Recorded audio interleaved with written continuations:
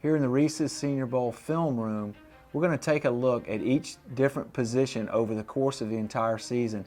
And today we're going to look at cornerbacks and what NFL scouts are actually looking for when they go out and evaluate the college players and see if they can make the transition from the collegiate level to the NFL level.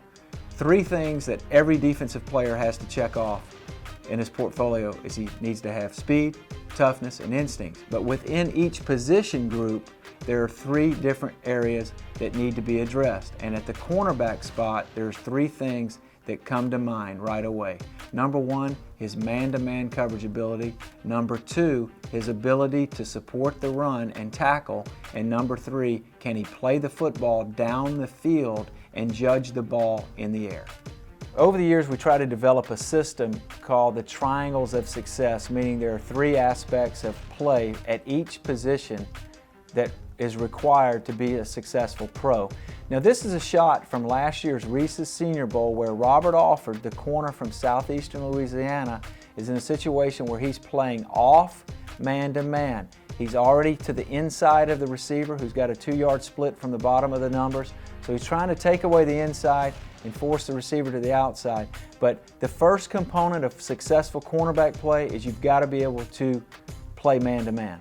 And here's Alford at the bottom of the screen where he backpedals, transitions by body position. He's taking the inside away and runs down the field. Now on the top side of the screen, this is Mark Anthony, a corner from University of California. Again, he's playing off and to the inside.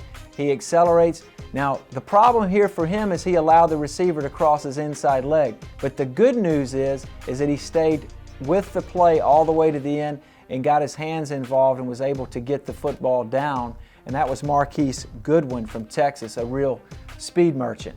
In this clip, we're going to show the second most important aspect of corner play, and that's the ability to support the run. Now, this is last year's Alabama-Michigan game. This is D. Milner, who ended up going to the Jets in the top 10 of last spring's draft. And let's watch him, first of all, take on the stalk block of the Michigan receiver, then separate and shove the Michigan runner out of bounds for the tackle.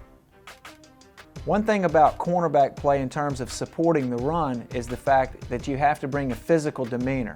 And you can see Milner here sorting through the blocker, actually shoving through the blocker here on the outside, keeping his outside arm free there and then freeing up and getting a pop on the Michigan runner out of bounds. And now the third aspect of successful corner play is the ability and skill to play the football down the field. And again, we go back to last year's Michigan game. This is D. Milner from Alabama against the Wolverines.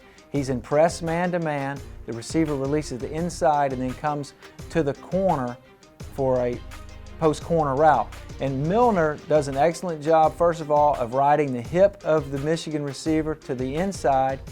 He's got his head turned back to find the ball, and then once the receiver breaks to the outside, he's actually able to turn his head back. He's what we call being in phase. He's in phase with the receiver. He finds the football and is able to get it on the ground as an incompletion at the end. And you can see that hand-eye coordination at the end in terms of tipping the ball away.